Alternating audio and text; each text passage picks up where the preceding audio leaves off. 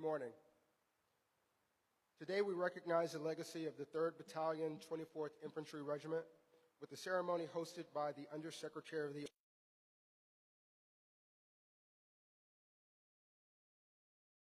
of the arrival of the official parliament.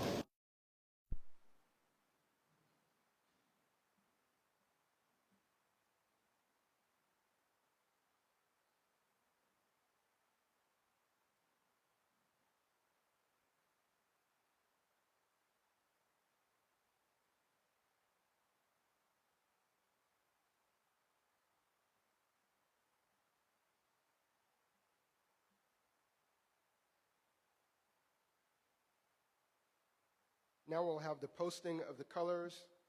Please remain standing for the singing of the national anthem by First Sergeant Sammy Lewis from Fort Sam's own Army Band, and remain standing for the invocation to be delivered by Chaplain Colonel Monica Lawson.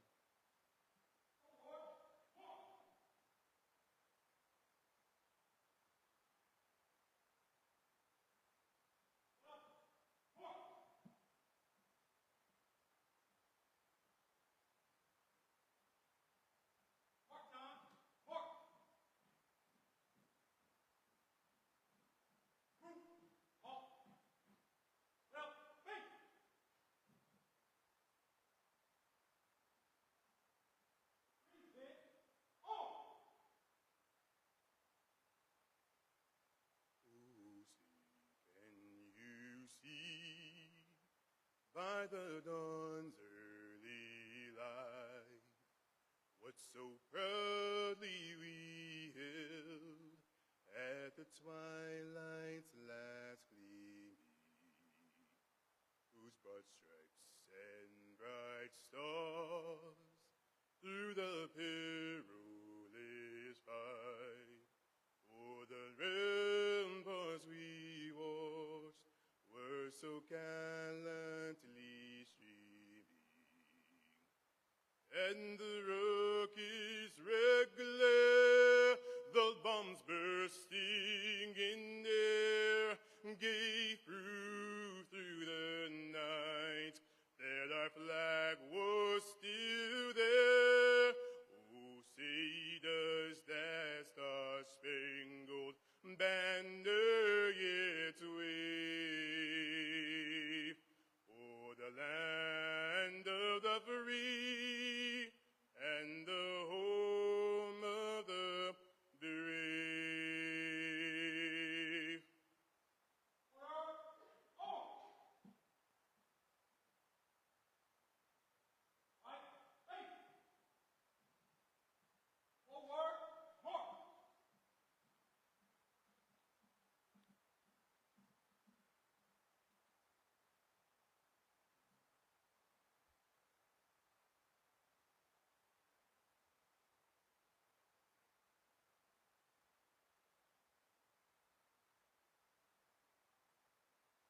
I invite you to pray in your faith tradition as I pray in mine. Let us pray. Eternal and all-wise God, we thank you for your presence this morning in this sacred space as we honor the legacy of the soldiers of the 3rd Battalion, 24th Infantry Regiment. We take time today, oh God, to shine light on a very dark time in our nation's history. We take time today, oh God, to reflect, to recognize, and remember the lives that were impacted by this tragedy. We take time today, oh God, to call their names and remember the cost of their service, a service that was not in vain. For, dear God, every name that is called is not only etched into this history, but is also etched onto the hearts of those who knew them and loved them.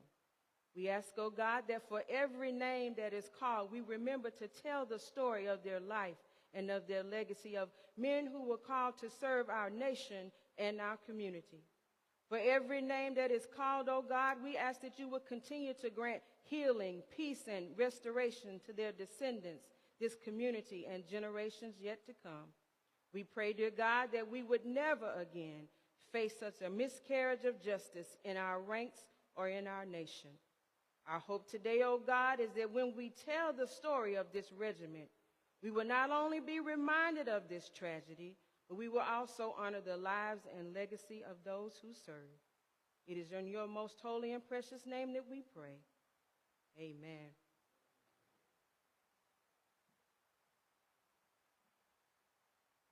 Please be seated.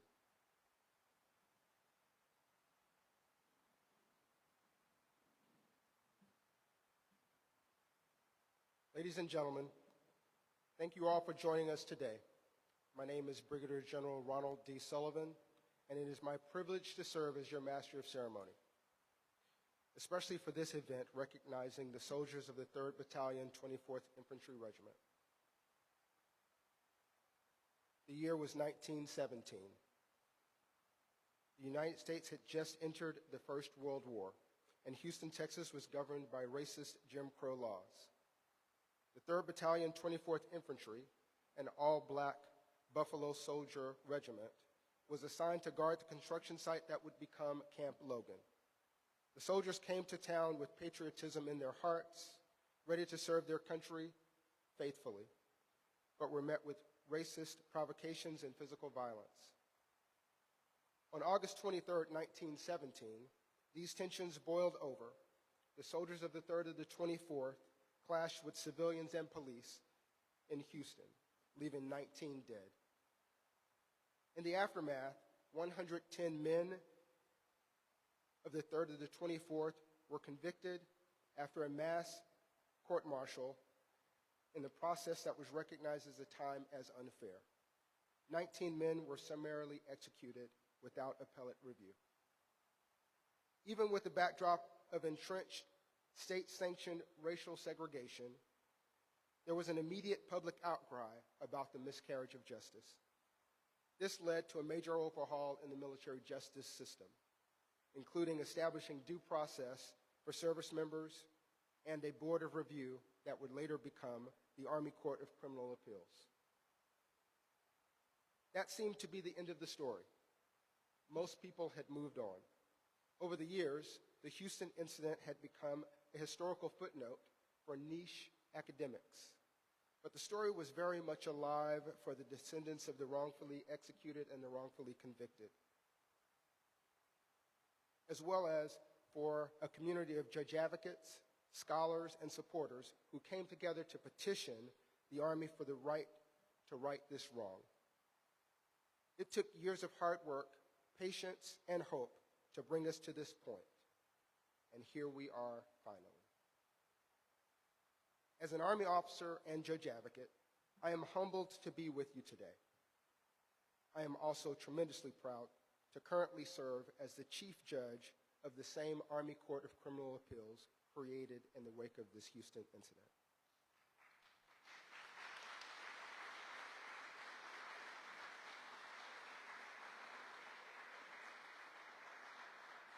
Our court serves to ensure that what happened in Houston in 1917 will never be repeated. We are honored to be joined today by our distinguished guests.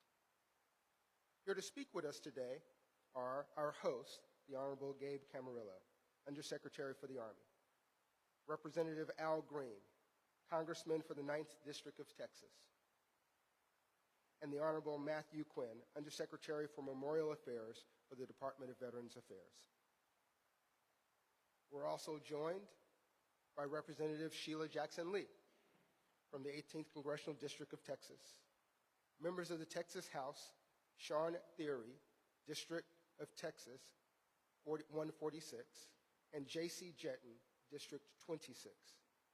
Houston City Council member Abby Kamen, District C, and other representatives from federal, state, and local levels of government.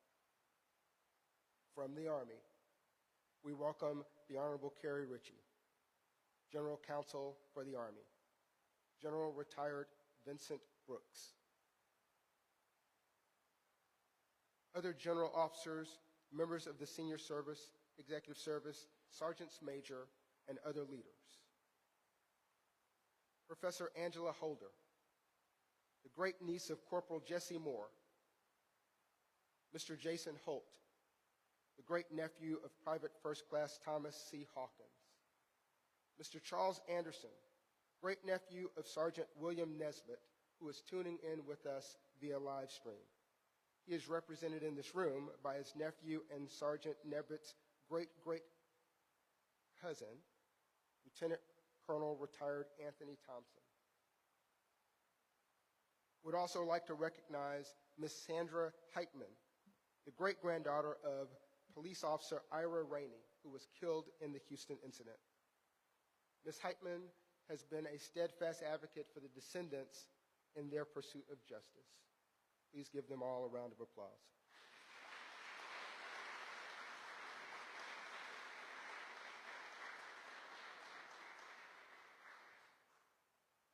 We would now like to acknowledge a group of people who have spent years passionately advocating for this cause and who have served as an invaluable resource to the descendants and to the Army.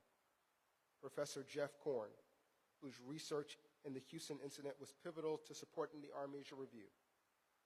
Mr. John Hyman, lead historian for the Justice Project that sought to overturn the convictions of the soldiers from the 3rd to the 24th, and Lieutenant Colonel retired Drew Brennerbeck, pro bono lead counsel for the Houston incident Clemency petition, whose passion for this cause is unmatched. This group had supporters who are represented here today as well, including the National Association for the Advancement of Colored People, also known as the NAACP, the South Texas College of Law, a contingent of retired general officers and flag officers, the National Panhellenic Council, and so many more. And of course, look at this venue. There's no more fitting place than the National Buffalo Soldiers Museum as a place to gather today. We thank Captain Retired Paul Matthews, the founder of this museum, and Desmond Bertrand Pitts, its CEO. Today, we remember the soldiers of the 3rd to the 25th. May we remember them, revere them, honor them today and every day for their service and dedication to our nation. They were Sergeant William C. Nesbitt, Corporal Charles W. Baltimore, Corporal Larnon J. Brown, Corporal Earl Clowers, Corporal John Getter, Corporal Robert B. Jones, Corporal James Ball Moore, Corporal James H. Mitchell, Corporal Robert Tillman, Corporal Quiller Walker, Corporal John Washington, Corporal James Wheatley, Private First Class Howard E. Bennett, Private First Class William D. Boone, Private First Class William Brackenridge, Private First Class William Burnett, Private First Class John H. Goad, Private First Class Thomas C. Hawkins, Private First Class John H. Hudson, Jr., Private First Class James R. Johnson, Private First Class Ben McDaniel, Private First Class Alvin Pugh, Private First Class Stuart W. Phillips, Private First Class Carlos Snodgrass, Private Ernest E. Adams, Private John Adams, Private Wash Adams, Private Grant Anderson, Private Fred Avery, Private Charlie Banks, Private Tom Bass, Private Douglas T. Bolden, Private Fred Brown, Private Richard Brown, Private Robert Brownfield, Private Walter Burkett, Private Allie C. Butler, Private Harrison Capers, Private Ben Cecil, Private Henry Chanot, Private James Coker, Private Babe Collier, Private Abner Davis. Private Ira B. Davis. Private Isaac A. Deo. Private James Divins. Private Gerald Dixon. Private William L. Dugan. Private Oliver Fletcher. Private James Gaffney. Private Callie Glenn. Private Henry Green. Private Charles J. Hatton. Private James R. Hawkins. Private Glenn L. Hendrick. Private Walter T. Johnson. Private George Hobbs. Private Norman B. Holland. Private William J. Hugh. Private Albert T. Hunter.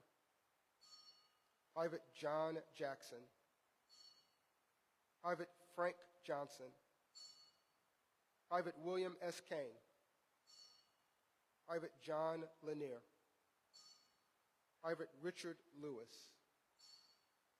Private Doyle Lindsay. Private Warshaw Lindsay. Private Douglas Limpkins. Private William Manns. Private Eddie Maxwell. Private Joe McAfee.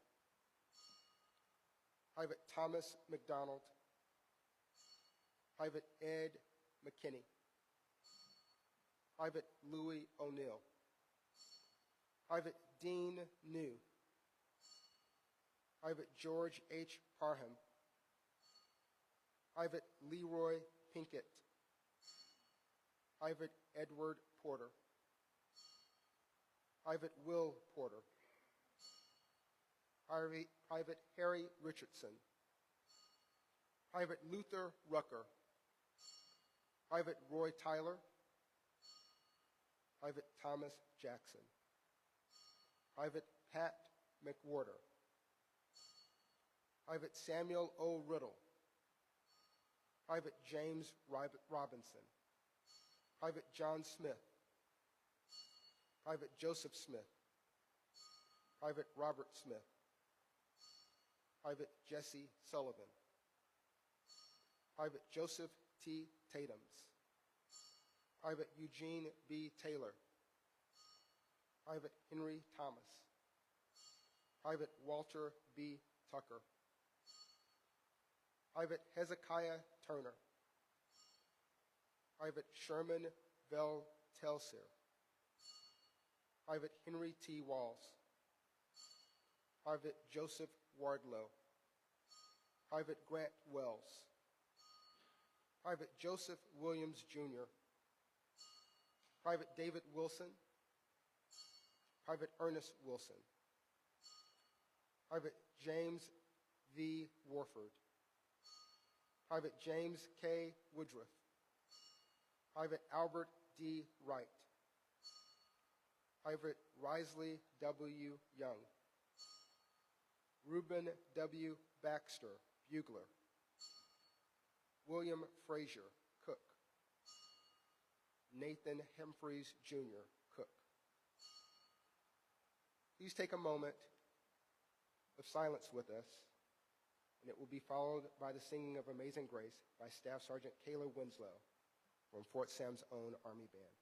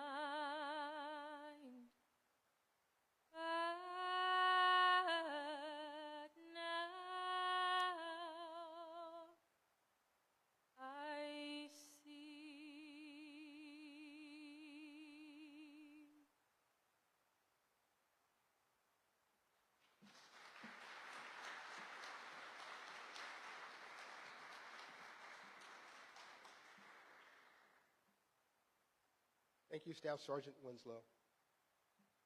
Ladies and gentlemen, it is now my distinct honor to introduce our host for today, the 35th Undersecretary of the Army, the Honorable Gabe Camarillo. In this role, he serves as the Army's Chief Operating Officer and Chief Management Officer, hoping to oversee a budget of more than $170 billion and shaping responsibility for the manning, training, and equipment of more than 970,000 soldiers across active, guard, and the reserve components. Mr. Camarillo's prior career includes significant experience in law, government, national security, and private industry. Ladies and gentlemen, please welcome the Honorable Gabe Camarillo.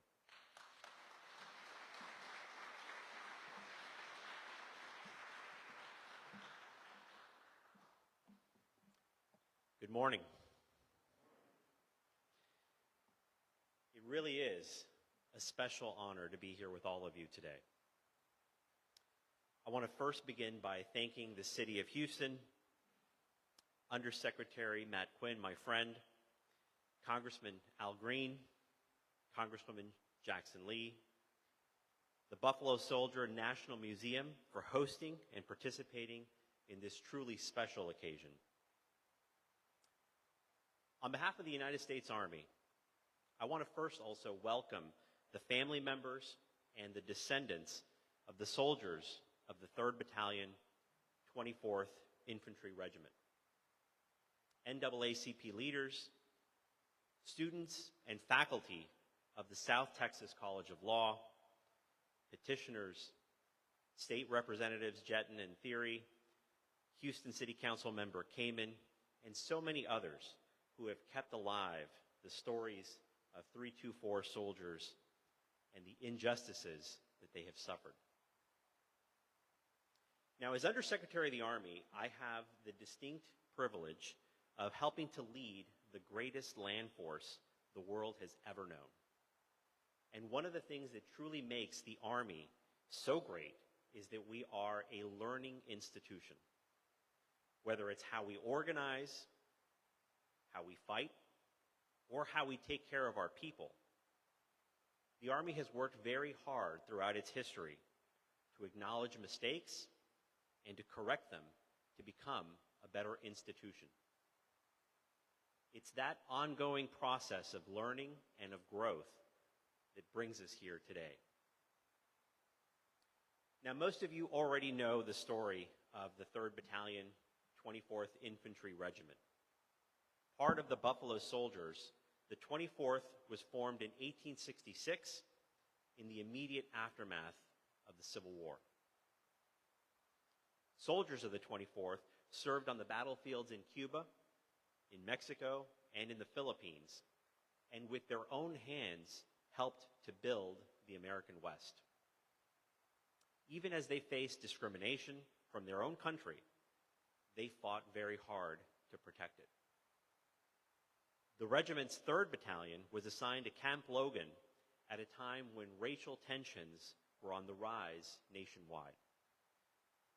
And on the night of August 23rd, 1917, those tensions exploded in Houston. Racially motivated incidents, rumors, threats spurred a group of more than 100 black soldiers to seize weapons and leave camp, thinking that they were marching in their own self-defense. And in the hours that followed, blood was shed. Innocent lives were lost. And months later, represented by only a single officer who was not even yet an attorney, the accused soldiers of 324 stood trial. After 29 days in session, it took a court only 2 days of deliberation to deliver the first of 58 convictions. And less than 24 hours after a short internal review of the verdicts concluded, 13 soldiers were hanged. It was the largest mass execution of American soldiers ever carried out by the Army. And by September of 1918, 52 additional convictions and 6 more executions would follow. Even then, the Army recognized the grave injustices that it had perpetrated on its own soldiers. Immediately following those 13 executions, the Army implemented a regulatory change that required then the War Department and presidential review of any subsequent court-martial death sentences.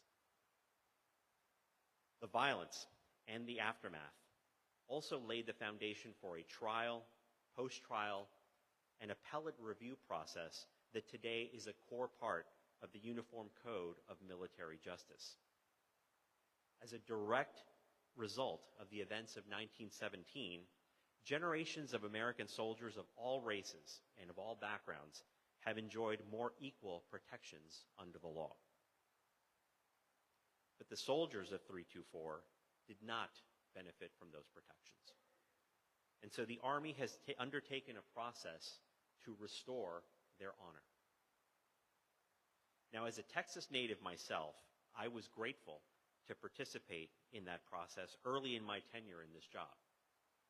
In February of last year, at Fort Sam Houston National Cemetery in San Antonio, we unveiled the interpretive grave marker at the gravesite of 17 of the deceased soldiers, and at the time, we announced a review of the 110 court-martial convictions.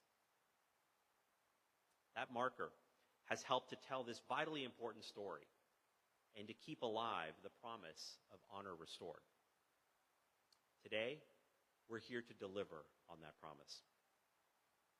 And today, we formally announce 3 concrete steps to restore the honor taken from the soldiers of the 3rd Battalion, 24th Infantry, all those years ago. First, the Army hereby sets aside all 110 court-martial convictions of 324 soldiers stemming from the events of August 23, 1917.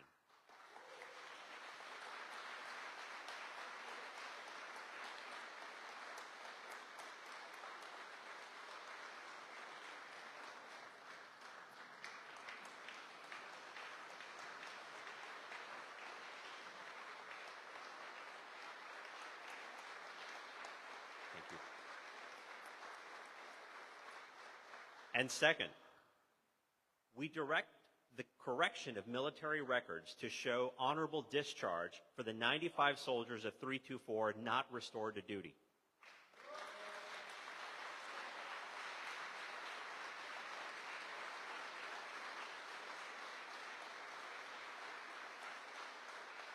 Third and finally, in partnership with the VA, we've established a mechanism to deliver survivor benefits to families long denied the financial resources owed to them.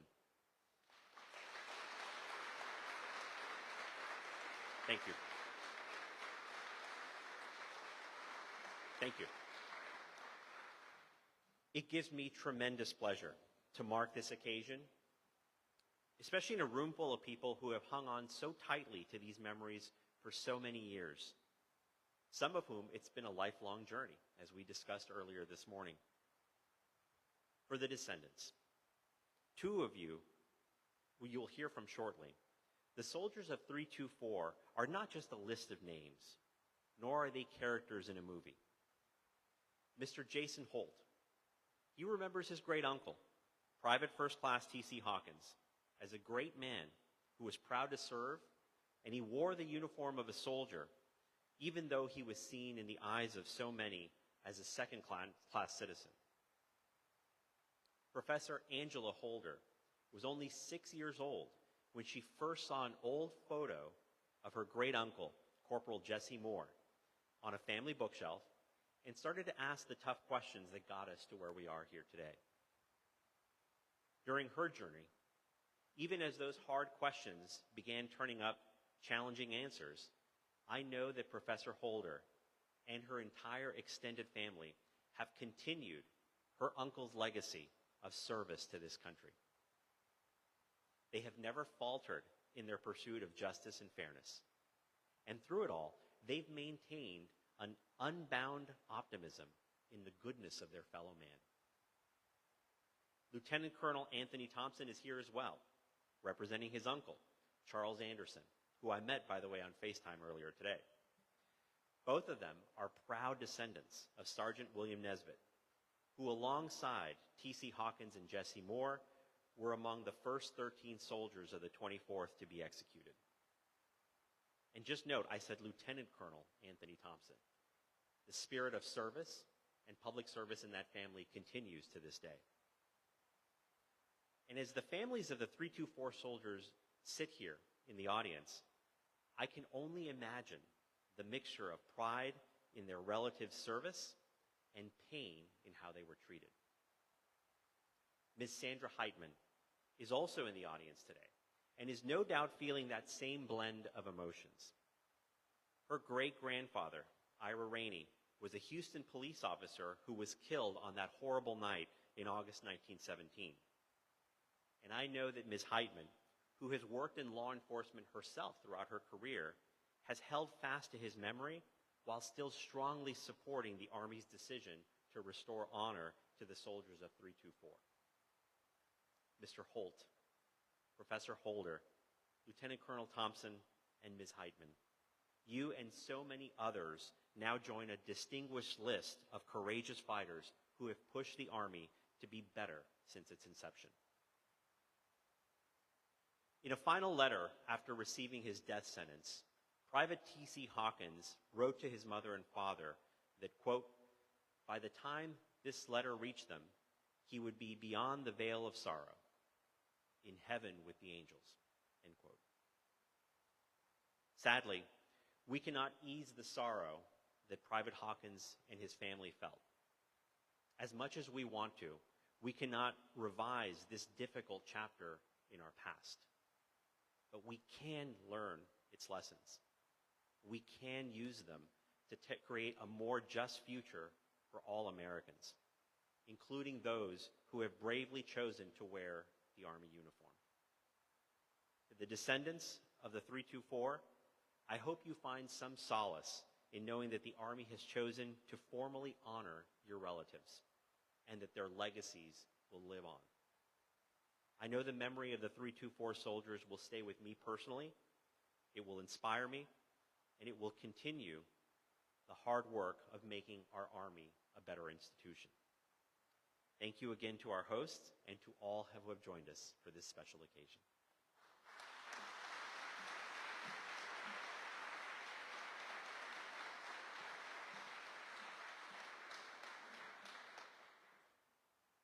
Thank you, Mr. Camarillo.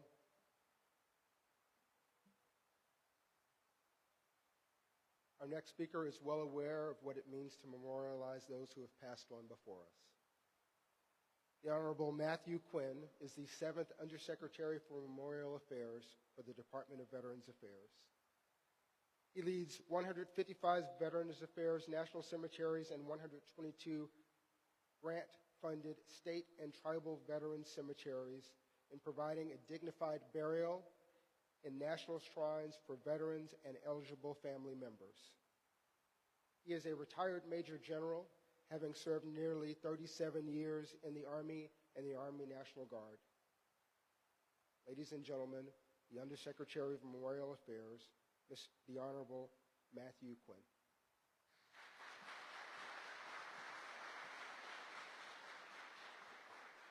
Well, good morning, and to those who are here, service members, both past and present, to our elected representatives, and certainly, most importantly, to our family members. It's a great, great day to be here in Houston. And I'm privileged to join you all as the Army works through this process. General Sullivan, thank you for that introduction. Undersecretary Camarillo, my friend, I'm truly honored to participate in this ceremony, especially in this setting at the historic Buffalo Soldiers National Museum.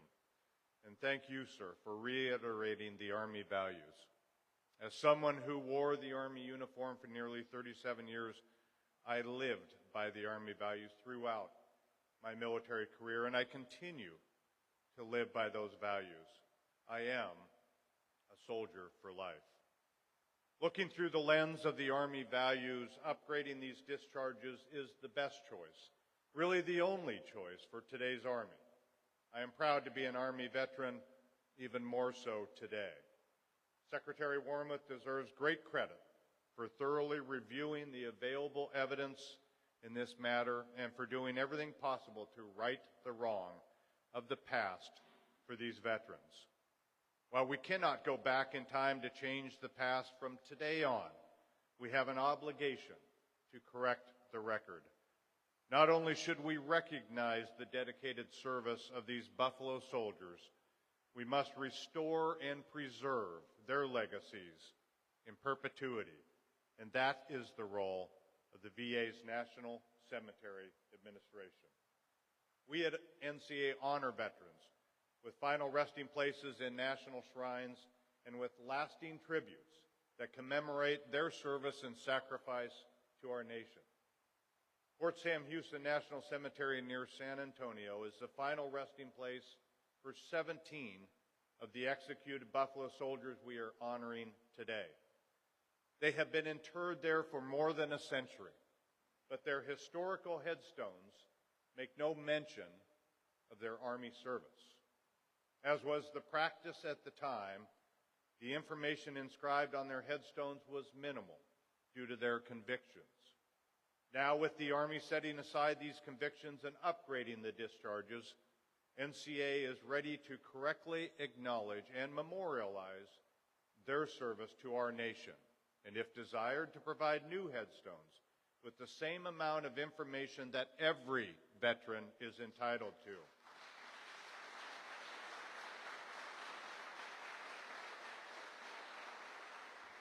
Our Army has made this right, and we at NCA will make this right for future generations.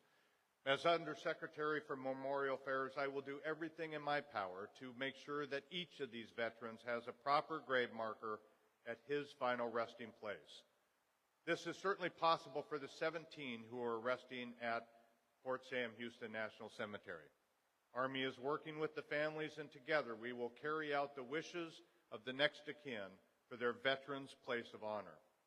For the soldiers who are not interred in a national cemetery, the VA will do whatever we can to properly memorialize them and to preserve their legacies. We will work tirelessly to accomplish this.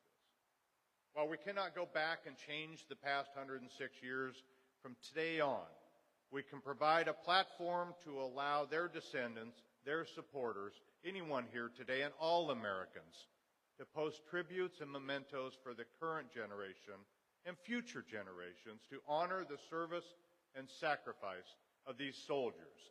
Let me say again, these soldiers who served their country. Our Veterans Legacy Memorial, or VLM, is NCA's online platform to recognize and preserve the legacies of veterans.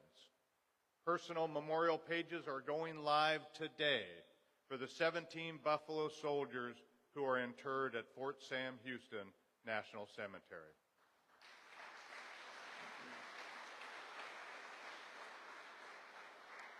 By using VLM, family members, veterans, current soldiers, and any other supporter can now post tributes and mementos to recognize the service of these veterans, to help restore and preserve their legacies. When you have a chance, please go to va.gov/remember, va.gov/remember, and look up the VLM pages of any of the 17 of these veterans resting at Fort Sam Houston National Cemetery. Post a brief tribute, even something as simple as "Thank you for your service, soldier." Any gesture like this helps keep their legacies alive. Furthermore, those of us who know their story have an obligation to tell their story. We owe it to them to discuss their service to our country, no matter how painful it is to recollect how their legacies were nearly hidden and ignored. We should tell their story so we can ensure this dark period of our history is not forgotten, to make sure they and their service are not forgotten. This is why we are here today and why VLM was created. As a nation, we must not forget the past, just as we must never forget those who have served and sacrificed for our country. Saying their names and telling their stories will help make sure future generations know of their service to our country. Again, Undersecretary Camarillo, thank you for inviting me to this ceremony. I assure you, sir, that the National Cemetery Administration will do whatever possible to recognize and preserve the legacies of these veterans in perpetuity. May God bless the soldiers we are here to honor today, their families, all veterans, and all service women and men currently serving our great country, and may God continue to bless our United States of America. Thank you.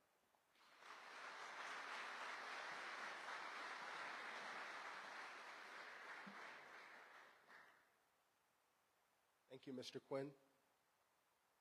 Our next speaker is the Honorable Al Green, representative for the 9th District of Texas. Congressman Green is in his 10th term as in the House of Representatives.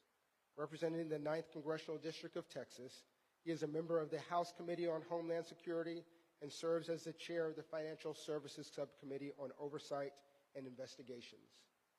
Throughout his 18-year career in Congress, he has been known for his unwavering advocacy for those in the streets of life, the less fortunate, the marginalized, and those whose voices too often go unheard. Ladies and gentlemen, Congressman Al Green.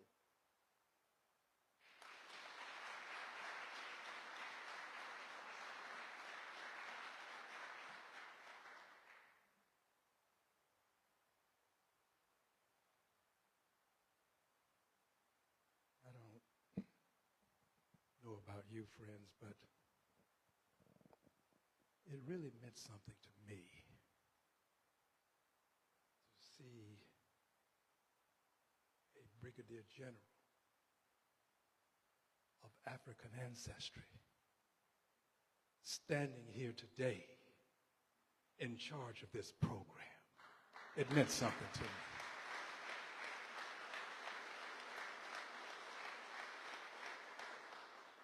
And I'm going to fight back the tears to give this message. But General, Brigadier General,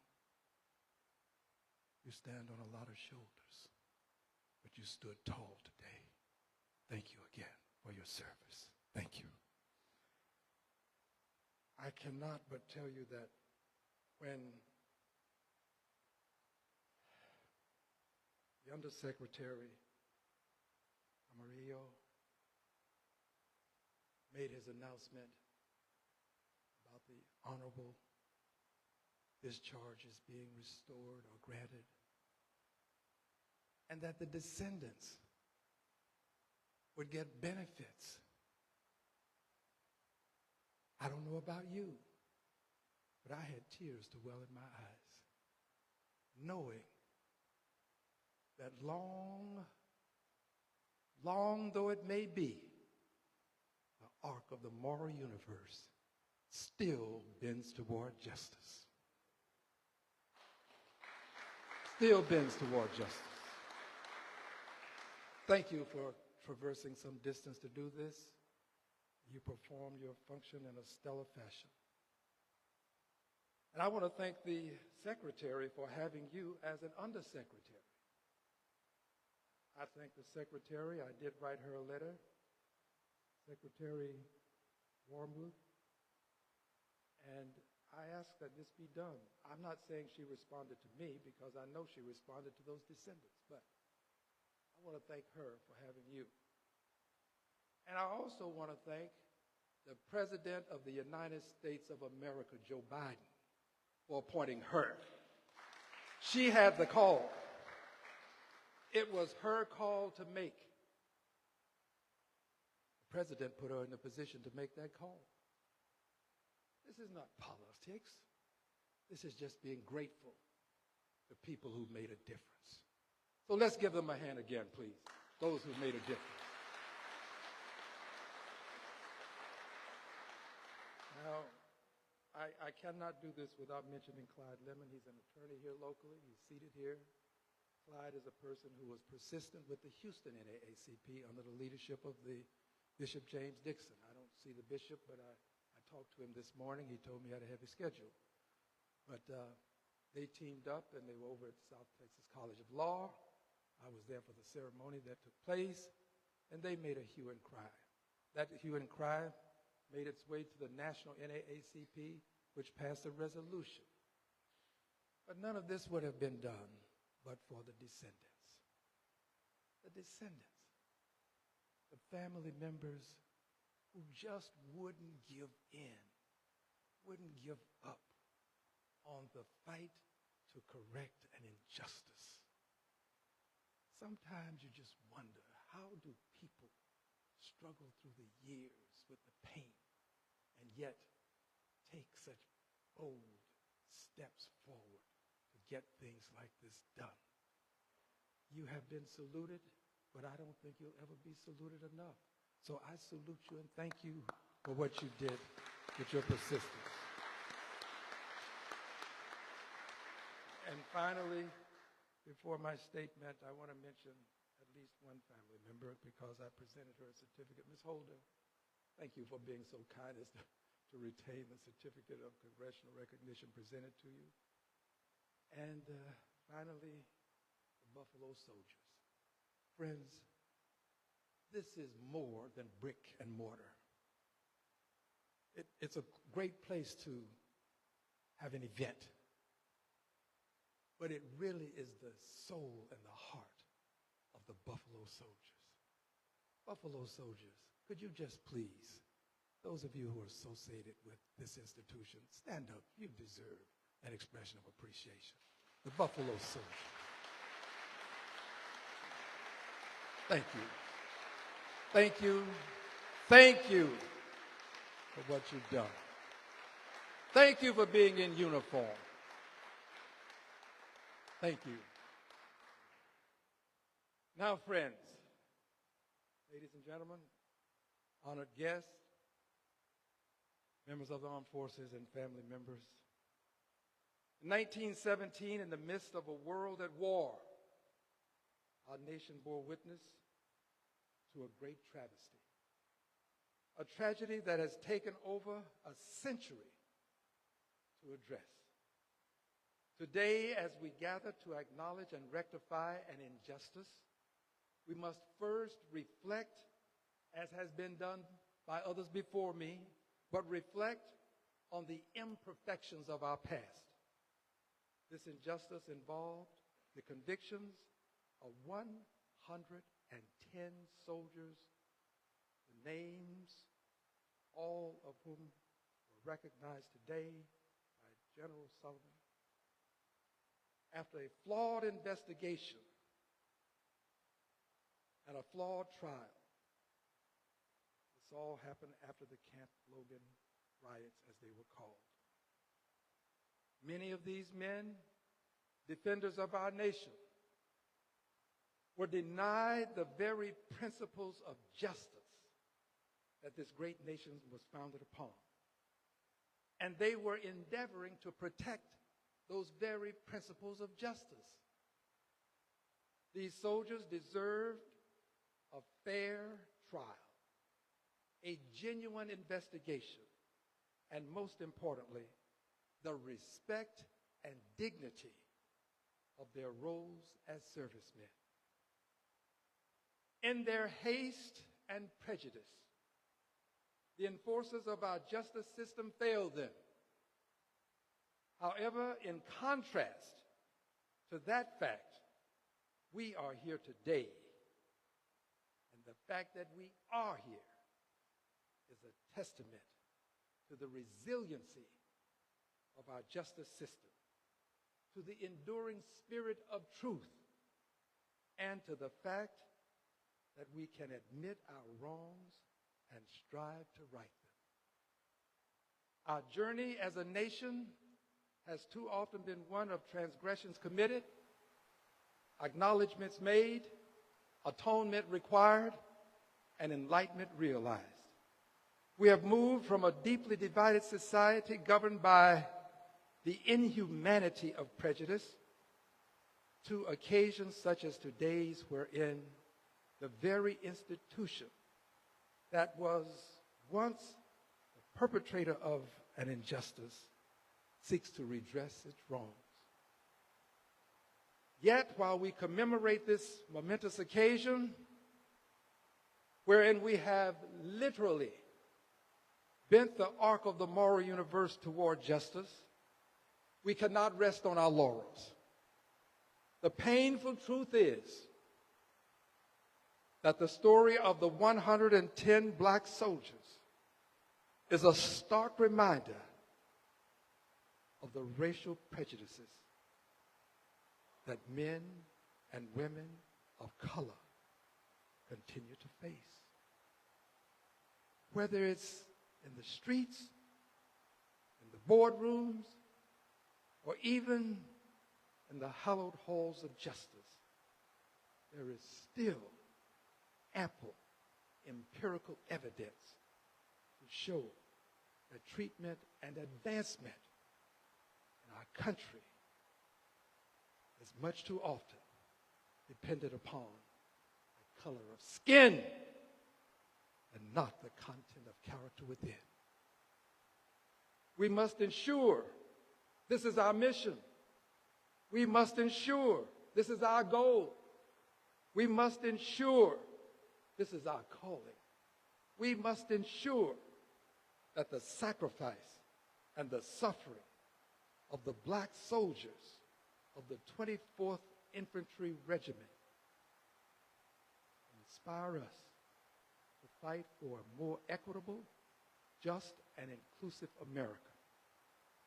Let us challenge ourselves to do more, to be more, and to strive more for an America where every citizen, regardless of their race, their religion, their creed, is treated with dignity, respect, and fairness. The exoneration of these soldiers is a step in the right direction. But my friends, my brothers, my sisters,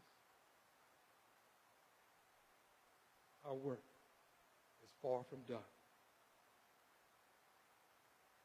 I am honored to represent you in the Congress of the United States of America. And I want you to know that in spite of all of these injustices, I still love my country. I love it. I love my country because of what it says in the Pledge of Allegiance, liberty and justice for all. I love it because we believe that all persons, as extolled in the Declaration of Independence, are created equal and endowed by the Creator with certain inalienable rights, among them life, liberty, and the pursuit of happiness. And I love it, Councilwoman Kamen, because it affords us the opportunity to correct the injustices of the past. They may occur, but if we take it upon ourselves, we can bend the arc of the moral universe toward liberty and justice for all. God bless you, and God bless the United States of America. Thank you, my dear brothers and sisters. I thank you.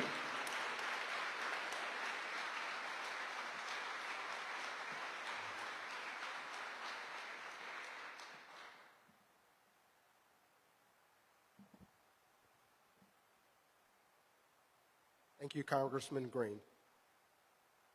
Our next speaker is not only a professor of American history who has dedicated her life to this initiative,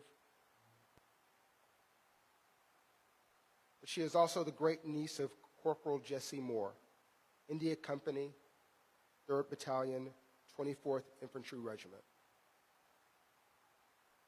Professor Holder completed her undergraduate studies at Louisiana State University, where she received a Bachelor of Science in Social Sciences and earned her Masters of Arts in Social Science from Southern University.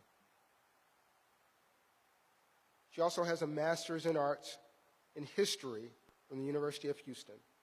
Professor Holder is the curator of the Camp Logan Mutiny in 1917 exhibit here on display at the Buffalo Soldiers Museum.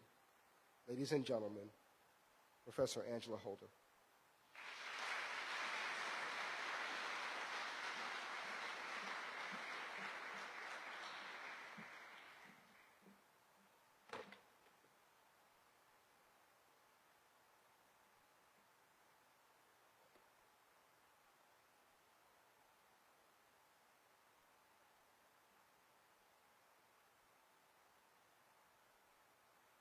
morning, everyone. Giving honor to God, I stand before you humbled, yet proud of the occasion for which we are gathered today. My strong Pentecostal great aunt Lovey expects me to greet you in this manner, and I do not want to disappoint her. It is because of her that a 6-year-old child took up the cause to work on behalf of her brother, Corporal Jesse Ball Moore. I ask for your indulgence as I have 2 messages to deliver. One from my heavenly imagination of what Aunt Lovey would say to you today, and myself. My Aunt Lovey. Good morning, everyone. My name is Lovey Ball Kimball. I am the sister of Corporal Jesse Ball Moore. I want to start out by saying thank you and God bless you to each and every one of you for what you did for my brother. Words cannot express the joy in my heart, but I will try. When our mother received the box with Jesse's coat, Bible, goodbye letter, and $1, it devastated her. She told him not to go back because she felt something bad would happen to him, and this box confirmed her fears. He first signed up with permission from Uncle Alec Moore, his guardian. He worked for a bit after his first service ended, and times being what they were, he wanted to go back to the Army. Well, that uniform did make him look good, and he felt important serving his country. In Baton Rouge, there were programs honoring the men who served, and we participated in these services to keep his memory alive. I kept a picture of him and named my daughter Jessie. She was born before he died, and after he died, we still had a Jessie to love. My sister Beulah Ball Turner died at age 31 and left a 4-year-old daughter, Laurel, and my brother-in-law, William Henry Turner. Laurel would marry and have 3 children who I would care for in the place of my sister. It was one of these children, Angela, that would do the work I'm thanking you for today. Angela saw the picture of Jesse and asked me about him. I didn't know why this child asked questions about him, which stirred the hurt in my heart. But I was told never to lie to a child. I told her he was killed by the Army in Houston, Texas, but we didn't know where he was buried. I felt good at being able to talk about my brother and glad someone young was interested in him. A few months after I told her, I passed on to be with Mother and Jesse, but always watching over Angela. Before I turn this over to her, let me say again, thank you and God bless you for all of what you have done for Jesse. I will now sit back and listen to my great niece. Thank you, Aunt Lovey. It is because of you that I took up this cause of Uncle Jesse. I, too, want to express my thanks and gratitude for the monumental decision-making process it took to get here today.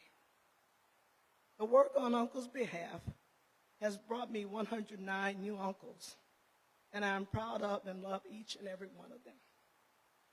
First and foremost, this work has never been about me. I am grateful for God's divine intervention, opening hearts, changing minds, and placing compassionate, caring people in my life to get things done. Not only here, but for 3 other soldiers affected by August 23rd, 1917. Sergeant Vida Henry, Private Bryant Watson, and Private Wally Strong, as of August 23rd, 2017, now have tombstones after 100 years without them. James Hedge and Phil Krause of the VA worked with Captain Matthews and I on their behalf regarding their burials in Houston. To all who are responsible, thank you for helping a 6-year-old Baton Rouge child keep her promise to her aunt to find her brother and bring peace to his soul. Before I take my seat, I would like to tell you of Uncle Joseph Ball, Sr., who went to Washington, D.C. in 1963 to get information on his older brother. There was no Freedom of Information Act in place at that time. I found his older brother in 1987, 2 years after he joined the Heavenly Gathering in 1985. I know they are celebrating this day, as is the Ball family. Today, family, we stand a little taller, and our tears are more joyous than sad. Help me to send a hello to United States Army veteran Charles Robert Anderson. Health matters did not allow him to be here, but he is the descendant of Sergeant William Nesbitt, for whom the first trial was named. He has not forgotten, Chuck, and neither are you. Continue getting well, and see you in San Antonio. He is most ably represented today by his nephew, who pulled a big surprise. Lieutenant Colonel Thompson, please stand, sir.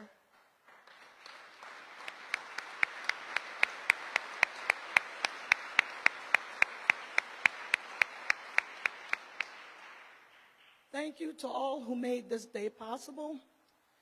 I'm very grateful, and as I said earlier, I'm very humbled and very proud of what was done. And thank you again on behalf of my family. God bless.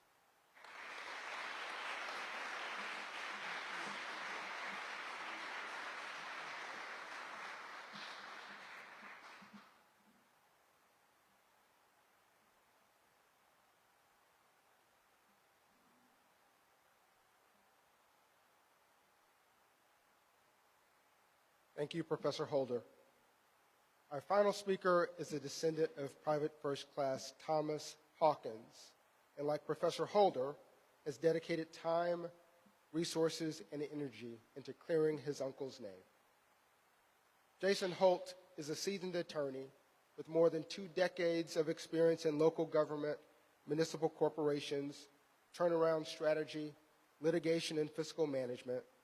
He draws his background navigating the political and economic challenges that arise throughout redevelopment processes to assist municipalities and developers in drafting and negotiating redevelopment plans and agreements, also known as plot agreements, as well as tax appeals and tax exemptions. Ladies and gentlemen, Mr. Jason Holt.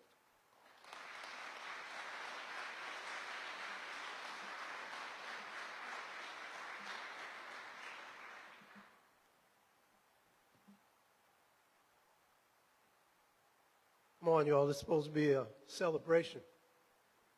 It's getting a little too heavy in here. And this flag, to my right, to your left, supposed to represent liberty, justice, freedom. Those are ideas.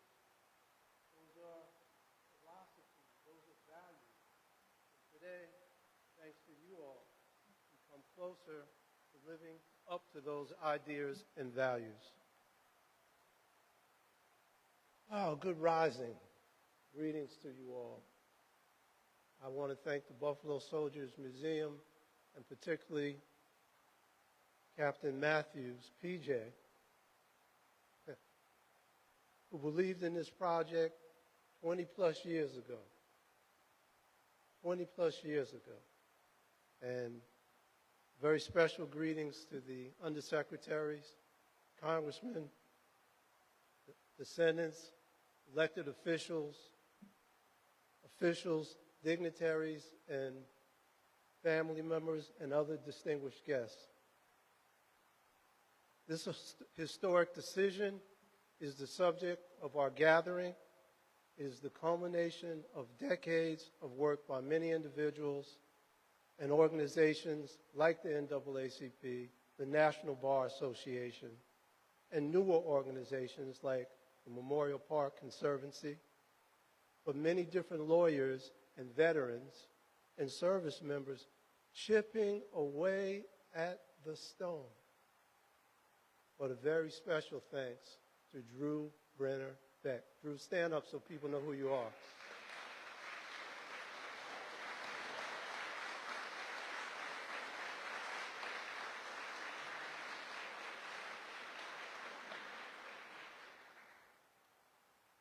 Drew partnered with John Heyman in the South Texas College of Law and the local NAACP, who helped to get us across the finish line.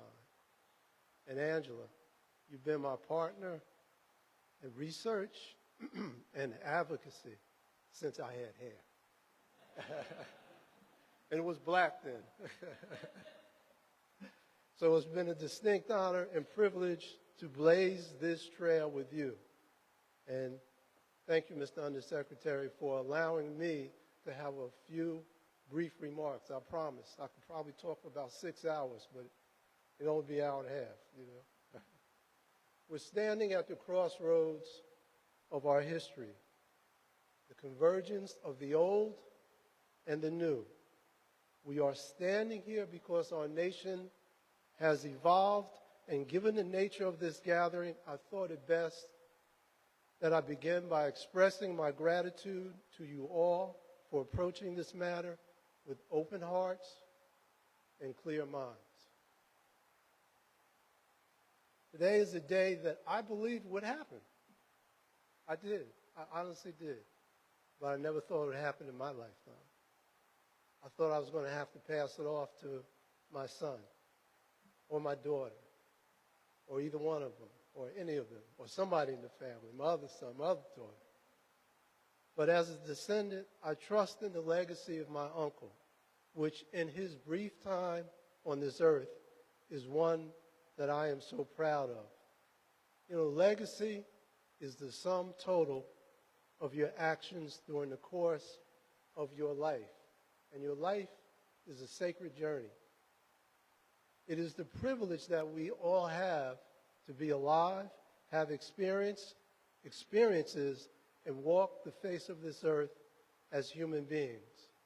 And when weighed on the scale, we all pray that the scale is balanced on the side of virtue, buttressed by the courage to have made the decisions that cut to the core of our fundamental DNA as human beings.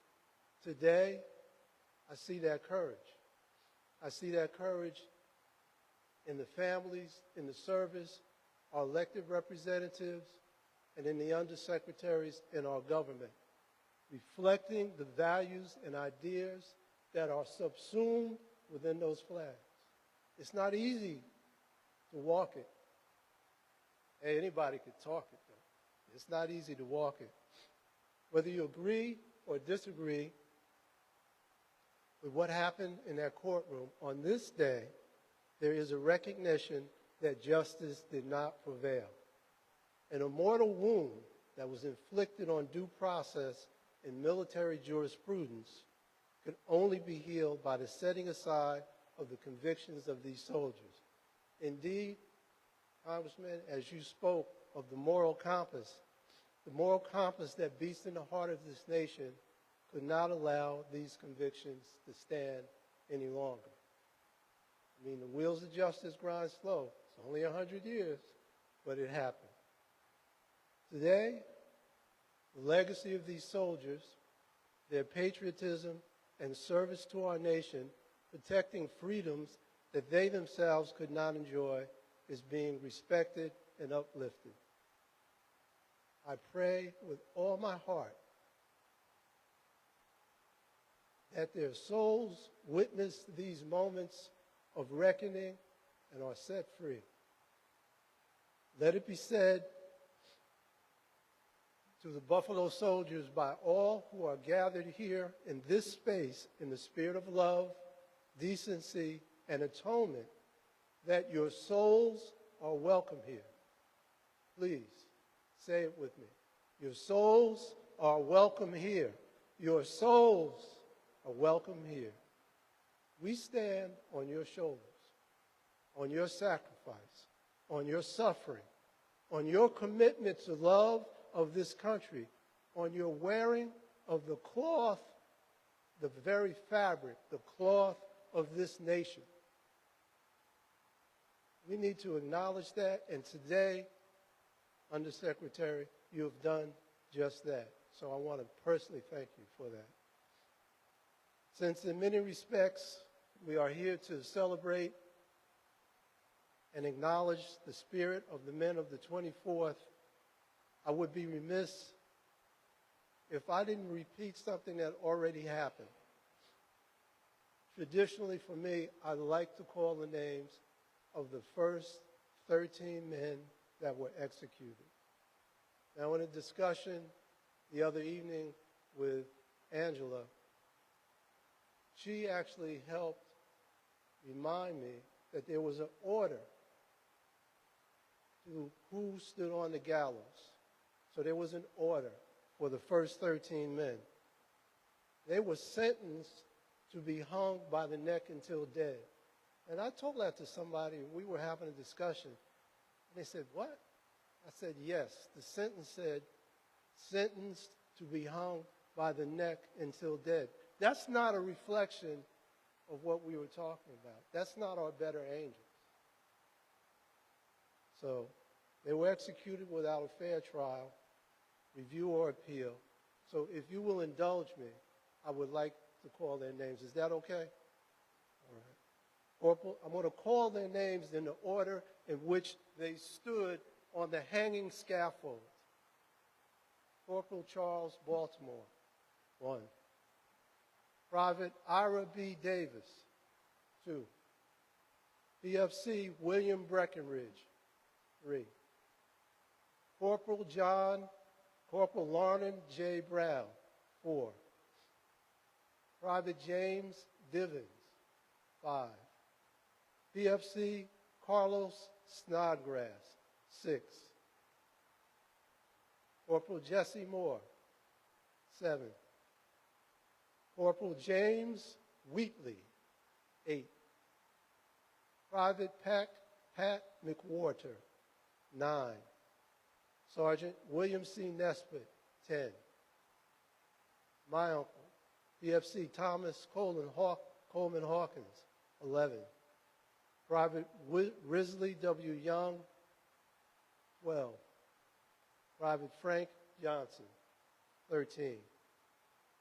From the families of those executed to all of you, nothing can replace what we lost. The worth of their lives is not found on a sheet of paper. Every human being has value, and forgetting that is the most grievous wrong. Taking their 20s, their 30s, their 40s, their 50s, and so on cannot be replaced. That is lost forever in the ultimate abyss of what if. But today is in truth a day of atonement. Congressman, you mentioned that. A day of atonement for the Jim Crow era South and legalized segregation. Today, a mortal blow has been dealt to the injustice of the master-slave relationship, such that 106 years later, the color of their skin was not a barrier to the fair dispensation of military jurisprudence. And we all here rejoice that their convictions were overturned and set aside. And having been a person who's done discharge upgrades, being given a coveted honorable discharge is particularly thrilling. What would T.C. Hawkins' mother and father say today? I think they will quote from his last letter, and the Undersecretary did the family an honor of actually quoting from it. The letter that he wrote just before he was hung. I think they would say, tell them that our boy died, a strong Christian, a soldier with faith, and as he stepped onto the hanging scaffold with 12 other soldiers, before their necks were snapped, he mocked death. Just as his trial mocked justice, he unequivocally declared in his letter, I fear not death. Did not Jesus ask, death, where art thou sting? He continued, I am not guilty of the crime that I am accused of. But mother, it is God's will that I go now and in this way. He made it clear that his faith could not be shaken, that you can take the body but the Spirit, the very essence of his life, shall continue on. The Spirit shall rise, just as truth crushed to earth shall rise again and again and again until the injustice that struck down the body is addressed. They would say that our boy was executed for crimes he did not commit, but he died with forgiveness in his heart. Who can replace the loss of a son to a mother? They would say, where do we go to get our boy back? Ironically, for Thomas Coleman Hawkins, he penned a letter in February of 1916 to his father, trying to calm his dad's concern that he would never see him again in this life. That was 1916. Little did he know the fate that awaited him, and that these concerns would prove to be true. Consequently, again, we are here 106 years later discussing the events of that fateful night in August and the resulting trial that scorned justice. So I ask, what would T.C. Hawkins say? He would say, I lived in a time where a colored soldier, a veteran who fought for this country, had to go thirsty because the water barrel was marked for whites only. I lived in a time when indiscriminate abuse by the police was condoned, when our tools of self-defense were being stripped away. But we had pride. We had dignity. We wore the uniform and earned our respect. We stood tall because we were soldiers of the 24th Infantry, colored troopers, Buffalo Soldiers. Our legacy was robust, stout, and durable. We had families who believed in us and believed in our mettle right here in Houston. And thus comes the question that life asks each one of us. Where do you stand when your faith is tested? What price are you willing to pay to hold on to your honor and to stick to your principles? Are you willing to pay the ultimate price? He answered that question with intestinal fortitude and grit in the final moment of truth. His legacy was cemented. If you fear not death, what is it that you cannot accomplish in life? Today, he would say that my faith has been rewarded, my family and our collective legacy is heightened, my ledger has been cleared. This was only a snapshot in time of what our ancestors had to experience just 42 years after the adoption of the 13th Amendment. A snapshot that stands in stark contrast to our better angels and to whom we aspire to be. I am sure that 106 years ago, the men of the 24th never dreamed about being in a room like this with such enthusiastic supporters of a clemency petition, nor would they have thought that even posthumously their convictions would be set aside. In fact, for the colored soldiers to be in an integrated room, eating, drinking, and socializing would have been unthinkable. But time has a way of instituting changes. We may not always realize the far-reaching impact that our individual struggles will have on our fellow humankind, but be assured that this snapshot in time has done more to acknowledge and preserve our history than we can fathom at this moment. It seems like it's just the right time. I'm privileged to enjoy a lot of the privileges that this country has to offer. I'm a practicing lawyer with a great firm, CSG Law, and as I stand here and look out, it's not due to my own sacrifice. It's due to the sacrifice of those who came before me, of those who were willing to pay the ultimate price. Faces, names, people too numerous to mention, organizations, men with courage who said, hey, it's not right. 106 years is too long. So it's been my privilege and honor to have represented my family throughout these many years, those that are here and those that have passed on, and to speak on behalf of those whose voices were silenced. The poetic justice of this moment in this building, PJ, this ain't your garage, man. And it's not that little house over there anymore.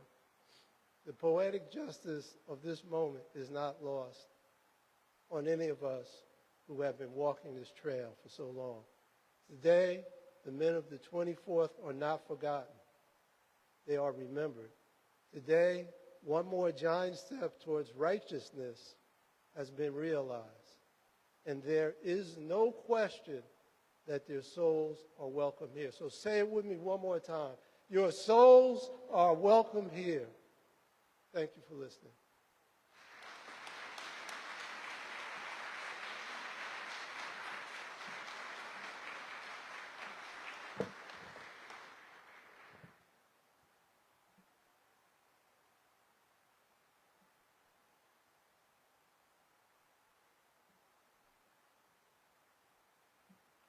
Thank you, Mr. Holt. On February 22nd, 2022, the Army and the Department of Veterans Affairs held a ceremony at Fort Sam Houston in San Antonio, Texas, to unveil an interpretive marker commemorating the soldiers of the 3rd of the 24th. I am thrilled that we will reveal an addition that will be made to that marker. If I can direct your attention to the screen, you will see the updated digital rendering of the changes that will be made to that plaque. In 3, 2, 1. The update reads, the Army reviewed the cases in 2023 and determined the widespread racism and the tensions that triggered the 1917 Houston riot pervaded the trial process for these soldiers, making their trials unfair. The Secretary of the Army set aside all convictions and directed the soldiers' records reflect honorable discharges.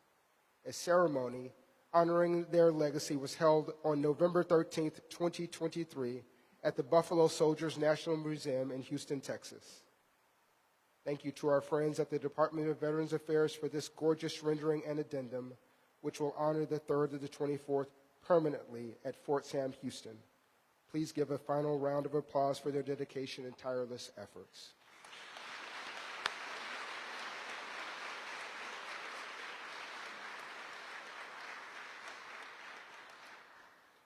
Ladies and gentlemen, please stand for the singing of Lift Every Voice and Sing by First Sergeant Lewis and Staff Sergeant Winslow. The words may be found in your program. And then remain standing for the benediction by Chaplain Monica Lawson.